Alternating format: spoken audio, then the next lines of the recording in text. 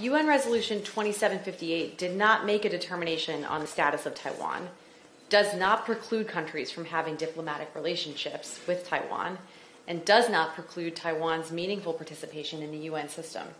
It is disappointing to see distorted narratives about UN Resolution 2758 being used as a tool to pressure Taiwan, limit its voice on the international stage, and influence its diplomatic relationships. The United States has been clear on our policy and our priorities regarding Taiwan.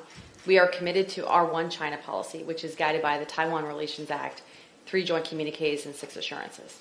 We enjoy a strong, unofficial relationship with Taiwan, a vibrant democracy, and a leading economy in the region.